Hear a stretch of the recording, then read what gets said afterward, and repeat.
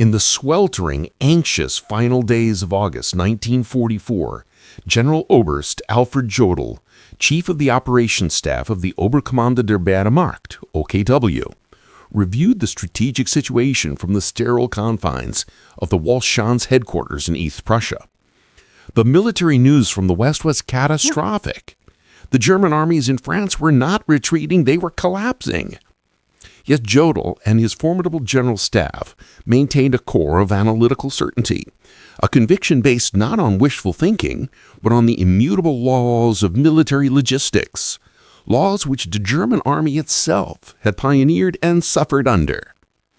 The mathematical calculation was simple, elegant, and seemingly irrefutable.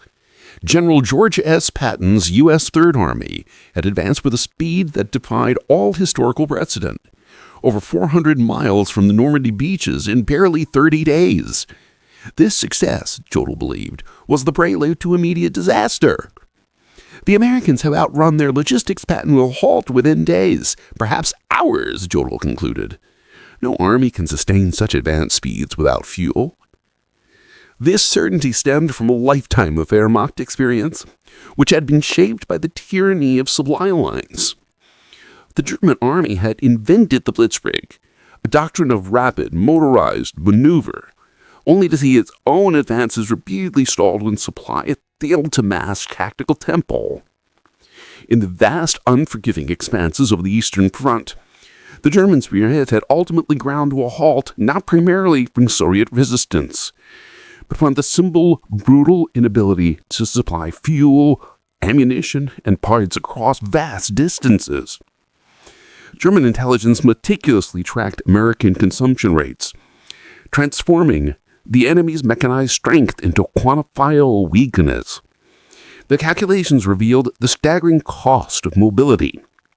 Sherman tank consumed fuel at a rate of 0.5 miles per Devon on roads, performing far worse cross-country. Infantry division required a minimum of 700 tons of supplies daily. Armored division required a minimum of 1,000 tons of supplies daily. Patton commanded 12 divisions, a massive armored fist advancing on a 16-mile front. This necessitated a mind-toggling 12,000 tons of supplies daily delivered across the 400 miles separating the front from the depots and beaches over damaged roads through a transportation network which the Germans had systematically destroyed during their retreat.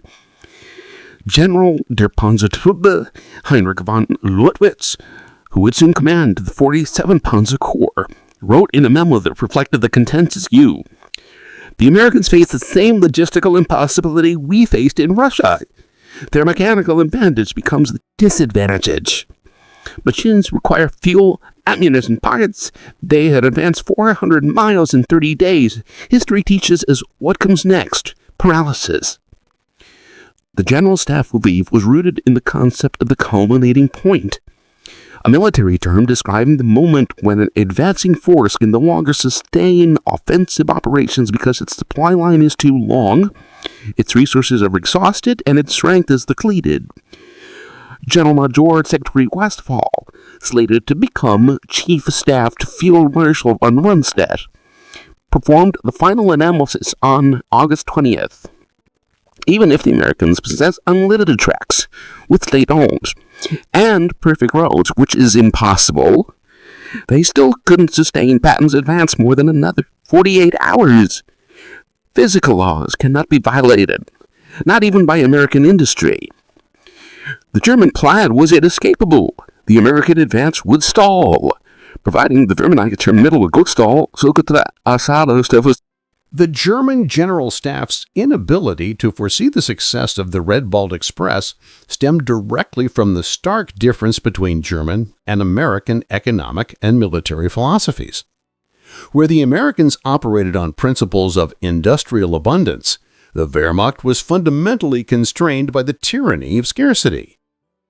The core of the German Blitzkrieg failure was its dependence on vehicles that could not be produced fast enough or supplied consistently.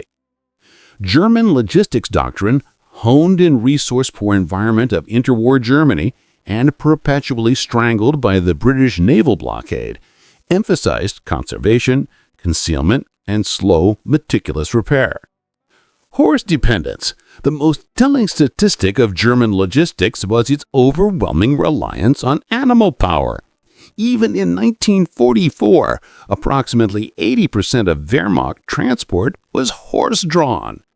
This meant that the logistical tail could never keep pace with the mechanized spearhead, guaranteeing that any long-range offensive would culminate prematurely. Maintenance philosophy. German maintenance prioritized rebuilding. A broken engine or gearbox will be taken back to a centralized depot, stripped down, repaired, and reassembled, a process that could take weeks or months. Vehicles were treated as finite, highly valuable assets, never to be discarded. This conservation ethic was militarily fatal in a war of rapid maneuver. Fuel and oil. Fuel was a constant strategic choke point. The Wehrmacht relied heavily on synthetic fuel produced from coal, a costly and energy-intensive process, and fuel allocation was severely rationed, even for panzer divisions. The luxury of firing without restriction, common in American artillery, was unheard of in the German military since 1942.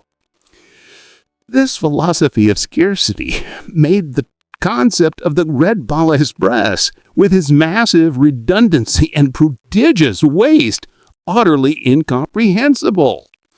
German logistics specialists analyzing the initial combat reports struggled to integrate the data into their worldview. General der Panzertruppen-Liquid's earlier observations from the Eastern Front crystallized the German mindset. German trucks broke down on Russian roads. Horse-drawn wagons couldn't match the speed of panzer spearheads. Railway gauge differences meant supplies piled up hundreds of miles from the front. He assumes the vast distances of France would create the same inevitable chaos for the Americans. He could not imagine an army replacing broken engines in 45 minutes using mobile cranes, or deliberately abandoning thousands of vehicles for minor faults because more were immediately available. The Germans' mechanical advantage, their technically superior complex tanks and aircraft, itself became a logistical disadvantage. These machines required specialized parts, complex maintenance schedules, and high-quality fuel, all of which exacerbated the logistical bottleneck. This nimble, mass-produced American GMC CCKW 2.5-ton truck, the Deuce and a Half, was treated as a disposable, replaceable commodity, a concept that violated every core principle of German industrial and military training. The tragic irony was that the Wehrmacht knew exactly what was needed to win a blitzkrieg: speed, infinite fuel, and mechanical logistics. But their entire national economic structure was incapable of providing it. This inability to conceive of industrial overflow led to their fatal miscalculation. When reconnaissance reports detailed the continuous convoys, the German General Staff's immediate reaction was to dismiss them as propaganda, or at best a momentary abandonment of military prudence that would inevitably lead to collapse. They were projecting their own crippling tyranny of scarcity onto an enemy who operated on a completely different set of physical and economic laws. While the Wehrmacht General Staff waited confidently for the laws of physics to halt Patton, the American transportation system was, in fact, experiencing a comprehensive operational meltdown.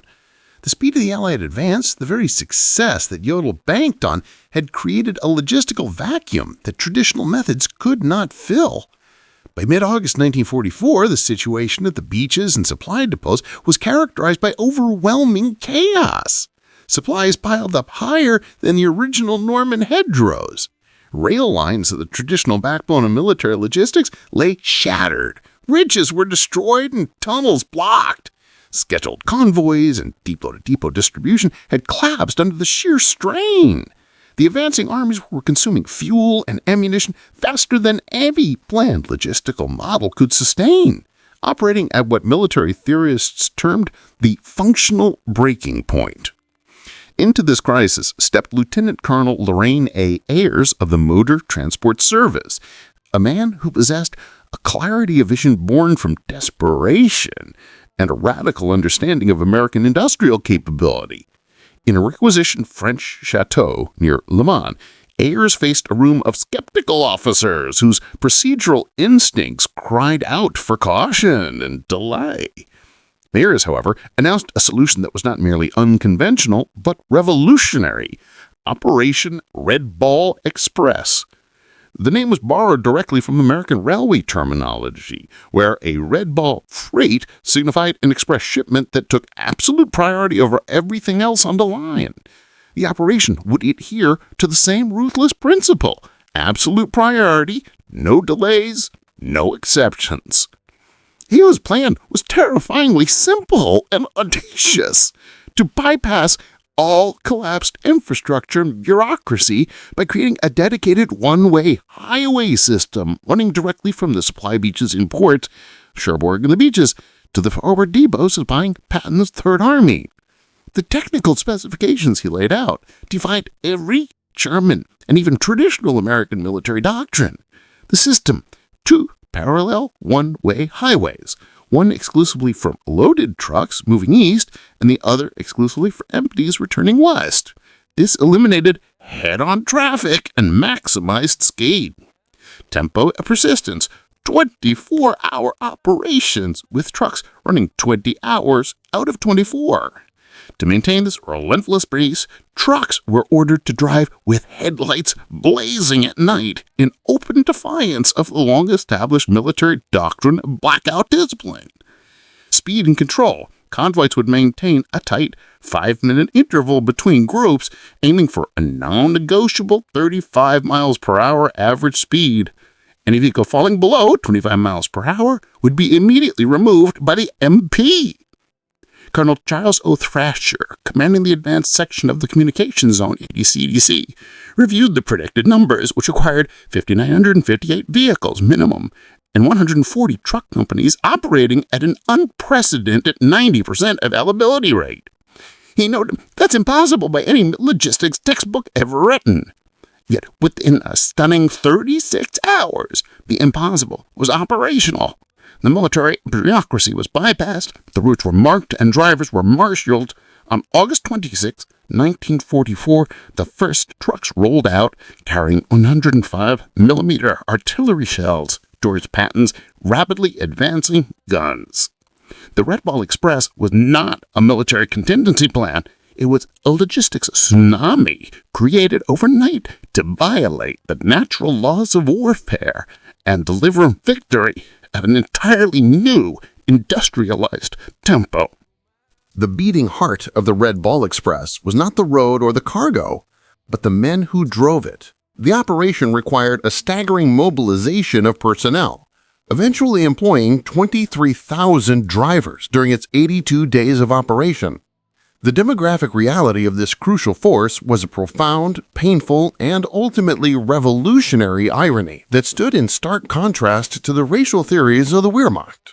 Approximately 75% of the Red Ball drivers were African American soldiers, serving in a United States Army that remained rigidly segregated. These men, barred from white restaurants, movie theaters, and combat roles, were now tasked with sustaining the most celebrated, predominantly white combat force in Europe, Patton's Third Army. They were fighting for a democracy that refused to grant them equal rights, yet they were performing a logistics miracle that no white German army could match. Their tool was the ubiquitous GMC CCKW 2.5-ton truck, affectionately known as the Deuce and a Half. This vehicle was the ultimate expression of American mass production perfection. General Motors had produced over 500,000 of these trucks by the war's end, more trucks than the entire German military possessed of all types combined. The Deuce and a Half featured crucial innovations that the Germans lacked, such as all-wheel drive as standard, and rugged engines that could tolerate low-quality fuel. It was durable, simple to repair, and readily available in endless numbers. The drivers themselves quickly forged a unique culture born of shared exhaustion and defiant pride. They personalized their vehicles, painting defiant slogans that celebrated their mission and challenged the enemy. Patton's Blood Dank, Hitler, Here We Come, and Detroit to Berlin Express. The operational rigor was extreme. Drivers operated for 72 straight hours, often relying on caffeine and amphetamines or Benzodrine to fight debilitating exhaustion and hallucinations. Accidents were frequent and often fatal, claiming the lives of 300 drivers during the Red Bull's operation. Yet morale remained extraordinarily high, fueled by the conviction that their efforts transcended mere supply work. These African-American soldiers understood the propaganda value of their work. They knew the Nazis preached a doctrine of racial superiority that dismissed them as inferior and incapable of technical initiative. Every mile they drove, every ton of ammunition they delivered was a direct, tangible refutation of Hitler's racial theories. They were fighting racism with truck keys, defeating Nazi ideology through superior competence and dedication.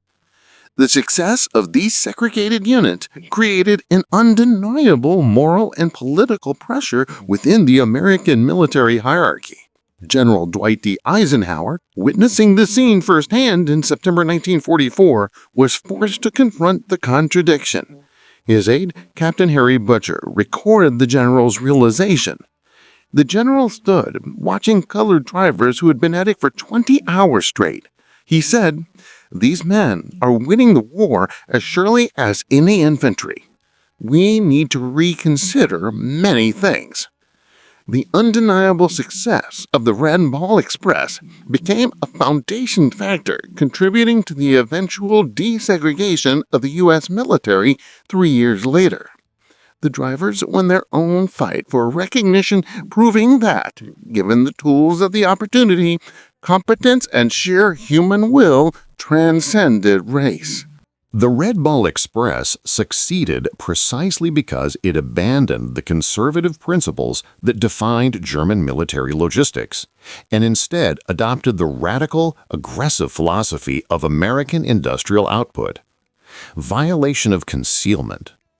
The most jarring violation of doctrine for German observers was the lack of concealment. German doctrine emphasized camouflage and dispersal to avoid air attack.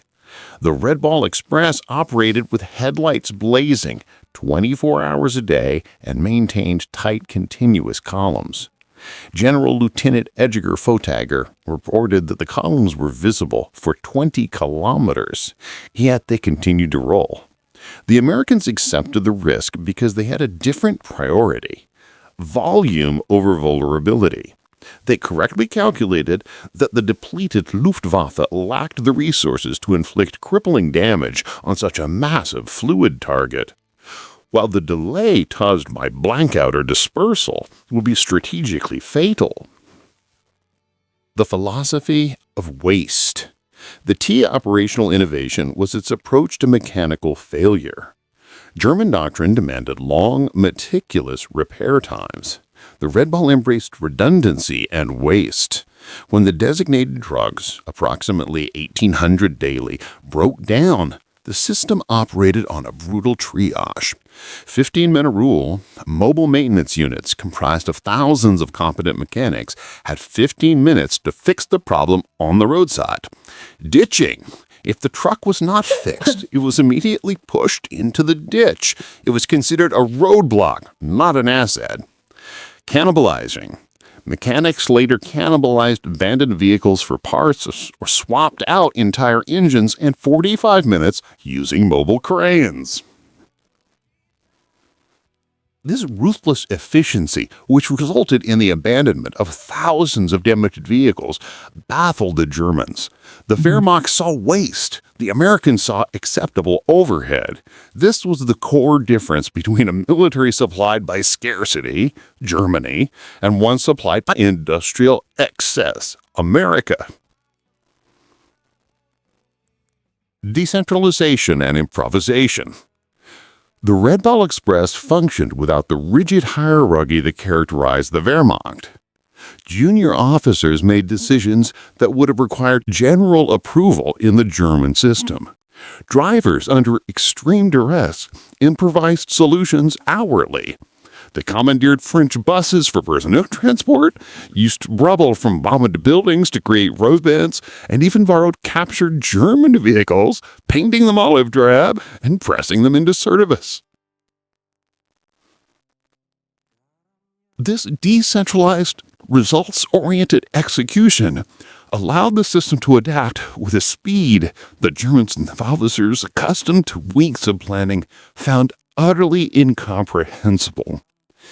The conclusion drawn by Field Marshal Walter Model was devastating. They make no effort to hide because they don't fear us.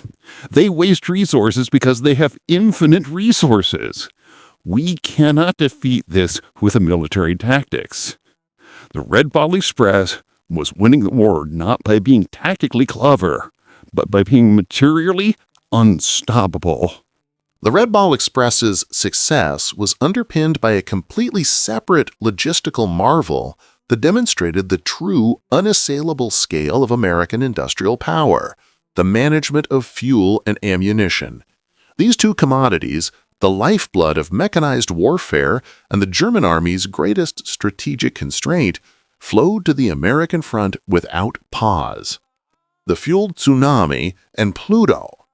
The Red Ball Express itself consumed a staggering 300,000 gallons of gasoline daily just to run its trucks, a volume that surpassed the total fuel allocation for many German panzer armies. The Germans simply could not believe that fuel never ran short, especially after the Allies' long advance. The answer lay in Operation Pluto, pipeline under the ocean, a marvel of engineering that saw fuel pipelines laid across the English Channel. By September 1944, fuel flowed directly from Britain to France through underwater pipes that German intelligence had utterly failed to detect. Forward fuel dumps larger than Germany's entire strategic reserves were established every 25 miles along the Red Ball route. Tanker trucks ran their own parallel convoy system, ensuring that no vehicle waited more than 10 minutes for refueling. Journeyman Walter Warleman's assessment was blunt. They burn more gasoline moving gasoline than we allocate to entire panzer divisions. This was not military allocation. It was industrial overflow. Unlimited ammunition. The German army had been rationed on ammunition since 1942. Artillery units were strictly limited to perhaps 50 rounds per gun per day. The Red Ball Express supplied the Americans with the luxury of firing without restriction, a concept alien to every German artillery officer. During the reduction of the heavily fortified city of Metz in September 1944, the American 20th Corps artillery fired 100,000 rounds in 24 hours. The Red Ball Express delivered every single round plus a 20% surplus. The disparity was psychologically overwhelming. German artillery defending Metz was rationed. American guns fired continuously for hours, requiring 50 truckloads of ammunition per hour, which the Red Ball provided without fail. The sheer industrial scale of the American war machine provided a constant debilitating noise for the Wehrmacht. German soldiers could hear the American trucks all night, every night, an endless stream of motors that never stopped. This sound itself became psychological warfare, a constant, tangible reminder that the enemy had infinite supplies while they rationed their last few rounds. The knowledge that Americans had fuel and ammunition that they could afford to waste created a wave of despair that systematically undermined German combat effectiveness. The Red Ball Express did not just supply the front, it crushed the morale of the enemy by proving that American industry was an inexhaustible, relentless force. The psychological impact of the Red Ball Express transcended the battlefield. It led to a profound crisis of faith within the German high command. The central tenet of Nazi belief, The German technological skill and moral fortitude would overcome the materialistic decadence of the Allies was systematically dismantled by the sight and sound of the American supply chain. German staff officers compiled comprehensive reports detailing the operation, but their conclusions were catastrophic for Wehrmacht planning because they defied German military science. The reports listed American practices that were both shocking and demoralizing. Prodigious waste of vehicles, drivers operating on stimulant for days, complete lack of camouflage, mechanical failure rates of 30% daily, simply overwhelmed by redundancy, and fuel consumption that would bankrupt any European military. Field Marshal Walter Model's response was indicative of the growing despair. "We face not a superior army, but a superior civilization. They waste resources because they have infinite resources. We cannot defeat this with military tactics." The Germans were forced to acknowledge they were fighting not just the Allied armies, but the entire industrial capacity of the United States. German commanders, desperate to regain the initiative, attempted to create their own version of the Red Ball Express. Operation Greif, the logistics plan attached to the Battle of the Bulge, included provisions for using captured American trucks to create a German supply line. The effort was a complete and immediate failure. German drivers could not maintain the American speeds.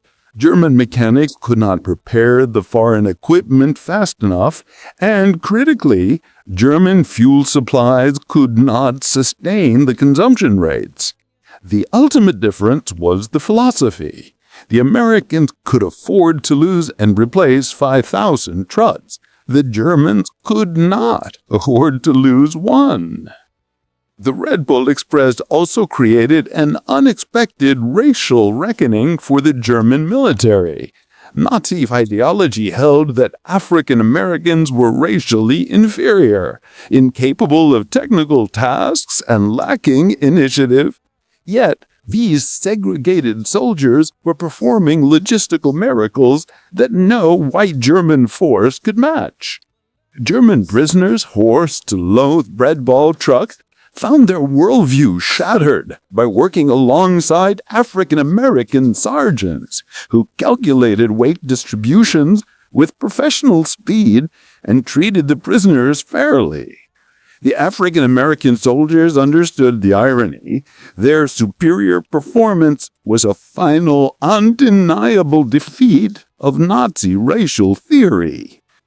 The sheer, relentless sound of the convoys became an instrument of demoralization.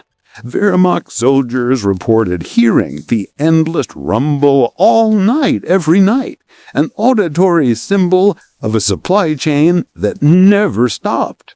This relentless psychological pressure led to medical officers report instances of Jabo fever, adapted for logistics, manifesting as extreme physical stress and panic whenever the Thunderbolts or the Red Bull trucks were reported in the area. The knowledge that the enemy had unlimited supplies, while they rationed last ammunition, created a despair that fundamentally undermined combat effectiveness. The Red Bull Express was unintentional propaganda, but its overwhelming reality was more powerful than any carefully planned operation. The most profound measure of the Red Ball Express was its capacity not merely to execute a plan, but to adapt under catastrophic strain. By early September 1944, Patton's advance had pushed so far that the Red Ball itself began to strain at the breaking point. The round trip now exceeded 700 miles, pushing the trucks beyond their design limits and the drivers beyond human endurance. German intelligence detected the strain. General der Panzertruppe Hasso vom Montefeld-Bethune, reported on September 8th. American supply lines show signs of collapse. Convoy intervals have increased from 5 to 15 minutes. Vehicle speed is decreased. This is our opportunity.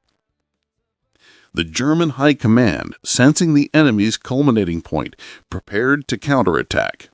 However, American industrial adaptability once again surprised and defeated the Germans. Within 72 hours, the Red Ball Express reorganized, not by slowing down, but by building more system capacity. Driver relief. Intermediate transfer points were established, cutting individual runs to a manageable 350 miles and implementing mandatory driver rotation systems. New routes. When the original route became saturated, Americans created parallel extensions overnight. The White Ball Express, Rouen to Paris, the Green Diamond, and the Red Lion, Valais to Brussels. They simply painted new markers, assigned new trucks, and started rolling. A speed of operational change that would have required weeks of planning for the German General Staff. Aerial supply. The Americans simultaneously implemented a solution the Luftwaffe could never match: large-scale aerial supply. C-47 transport aircraft begun delivering critical supplies directly to forward units. Wehrmacht observers counted 900 transport flights in a single day, delivering 2,700 tons by air. The Luftwaffe at its absolute peak had managed only 300 tons daily to the Stalingrad pocket, and deemed that the maximum effort.